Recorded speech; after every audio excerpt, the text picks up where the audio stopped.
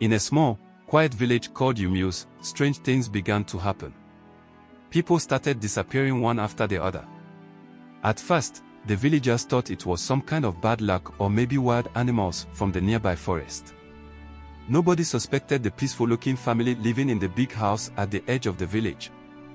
This family, the Nwokos, were respected by everyone. Chief Nwoko, the father, was always generous, giving food and helping people in need. His wife, Mama Nkechi, cooked the tastiest meals during village festivals. Their children, Nkechi and Obina, were well-behaved and friendly. Everyone trusted them. But nobody knew the Nwokos had a dark secret. One day, a young boy named Chike went to fetch water at the stream and never came back. His parents searched everywhere but found nothing. Days turned into weeks, and hope began to fade. Then, another person disappeared. This time, it was Auntie Ada, a widow who lived alone. The village started to panic. People whispered about curses and spirits. Some even blamed the forest. But one young man, Emeka, felt something was wrong. He decided to investigate. Every night, people locked their doors and windows early. Nobody wanted to walk alone in the dark anymore. The elders called a meeting to discuss the disappearances. "We must find out what is happening," Elder Okoro said. "This is not ordinary." Emeka sat quietly, listening to the elders argue. He remembered something strange. A few days before Chike disappeared, he saw Chief Nwoko and Mama Nkechi carrying big baskets into their house late at night. The baskets were covered, and they looked heavy. At the time, Emeka thought it was just foodstuff from the market. But now, he wasn't so sure. That evening, Emeka told his best friend, Ngozi, about his suspicion. "Ngozi, I think the Nwokos know something about these disappearances," he said. Ngozi's eyes widened. "You can't just accuse them." "What if you're wrong?" she replied. Emeka nodded but decided he had to find out the truth. Together, they made a plan to watch the Nwoko family at night. Emeka and Ngozi hid near the Nwoko's house. It was dark, and the moon was high in the sky. They watched as Mama Nkechi came out with a big pot. The smell of food filled the air. "That's jollof rice," Ngozi whispered. "Yes, but look at how much food they are cooking," Emeka replied. "It's only the four of them.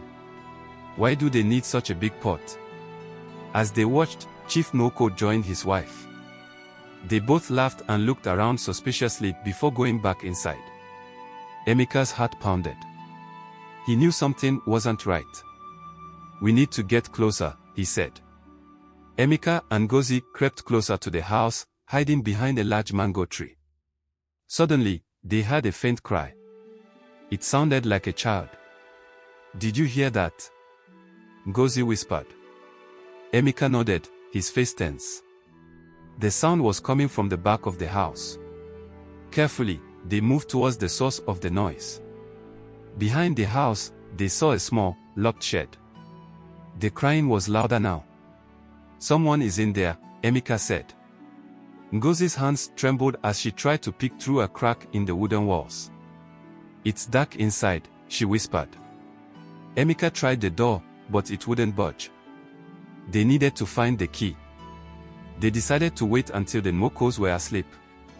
Hours passed, and the house grew quiet. Emeka and Ngozi sneaked into the kitchen, searching for the key. Suddenly, footsteps echoed behind them. "What are you doing here?" a deep voice boomed. It was Chief Nwoko, and his face was filled with anger. Before Emeka could answer, Mama Nkechi appeared, holding a lantern. "What is going on here?" she asked coldly. Ngozi froze, but Emeka managed to speak. We thought we heard something behind your house," he stammered. Chief Nwoko's eyes narrowed. "You should not be sneaking around at night. It is dangerous," he said, his voice calm but threatening.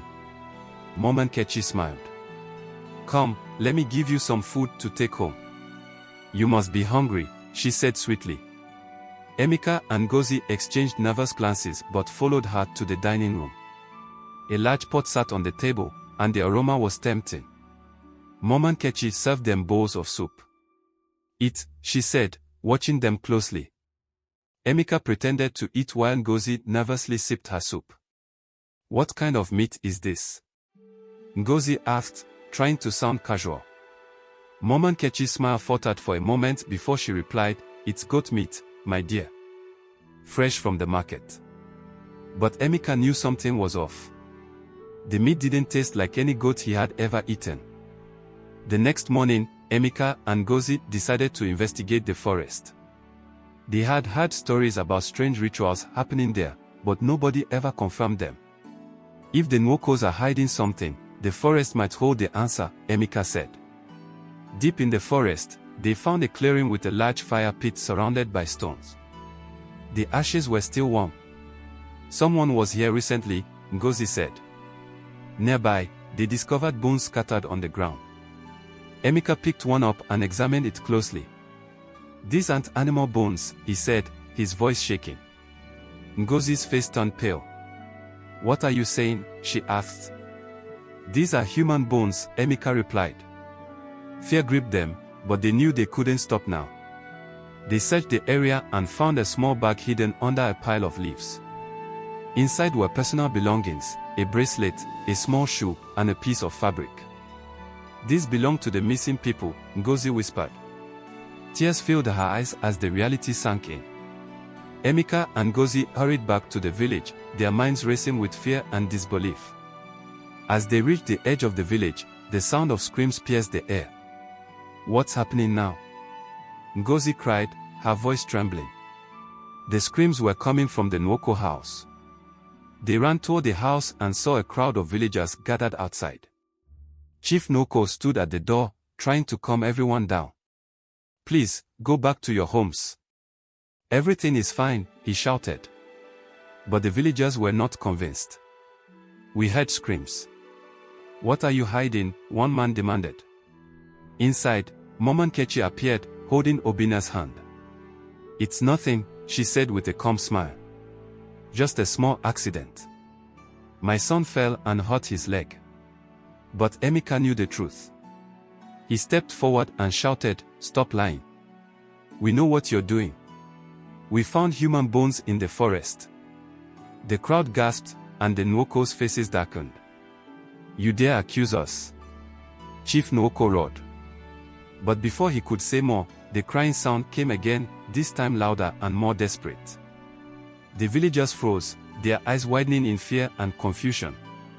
"What is that sound?" someone whispered. The villagers, emboldened by Emeka's accusations, demanded to search the house. Chief Nwoko tried to stop them, but the crowd pushed past him.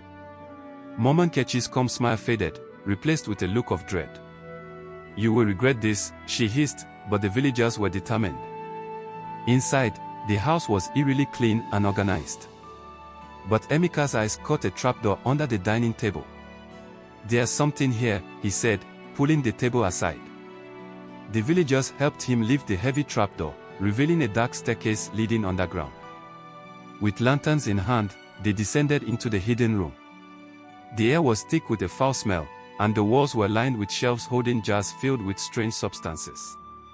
In the center of the room was a large wooden table stained with blood. The villagers recoiled in horror. "What is this place?" someone whispered. In the corner, they found cages.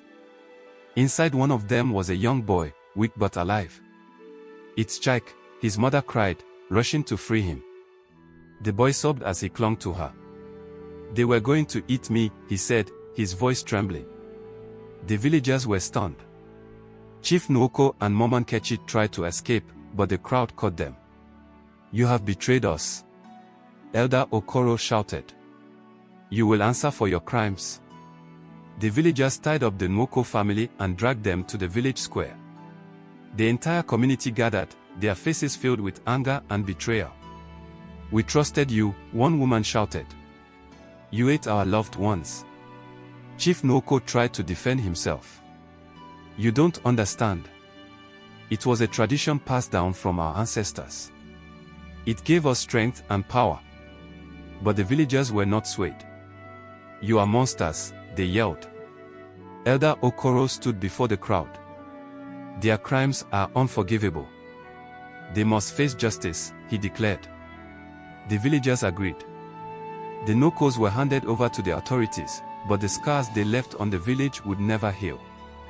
Families mourned their lost loved ones, and the once respected family became a dark legend. Months passed, and the village seemed at peace.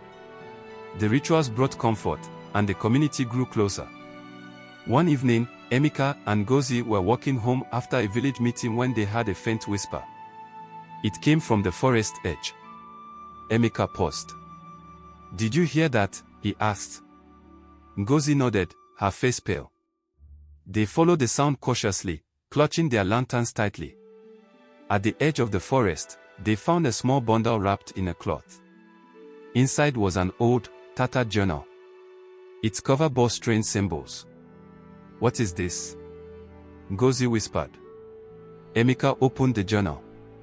The pages were filled with writings in a language he didn't understand, but one word stood out: Nwoko.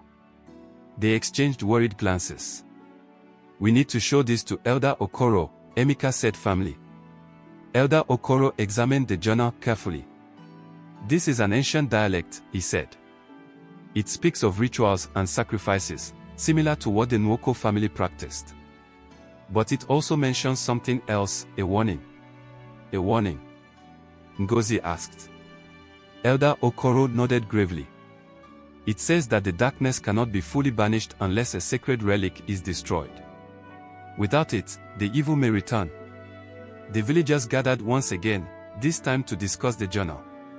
"Where is this relic?" someone asked. Elder Okoro pointed to the forest. "The writings suggest it's hidden deep within the forest, near the old fire pit. We must find it and end this once and for all." Determined to protect their village, Emeka, Ngozi, and a group of brave villagers ventured into the forest. The journey was treacherous, with thick undergrowth and eerie sounds all around them. "Stay close," Emeka said, leading the way. After hours of searching, they reached the old fire pit. Nearby, they found a small stone altar covered in moss. On it lay a peculiar object, a carved wooden figurine with hollow eyes. "This must be it," Ngozi said, her voice shaking. Elder Okoro, who had joined them, began chanting prayers. The villagers watched as he sprinkled herbs around the altar. Suddenly, the ground trembled. The figurine cracked, releasing a burst of dark smoke that disappeared into the sky. The village of Yumius was finally free. The elders declared the forest a sacred place, forbidding anyone from entering it again. The villagers built a monument in the square to honor the bravery of Emeka, Ngozi, and those who fought to protect their home. Life returned to normal, but the villagers never forgot the lessons they had learned. They remained vigilant, knowing that true strength came from unity and love for one another. And so, the village thrived, its people bound together by an unbreakable bond of trust and hope. Thanks for watching. As part 2 is coming, remember to like the video and also subscribe so that part 2 reaches you. Thank you.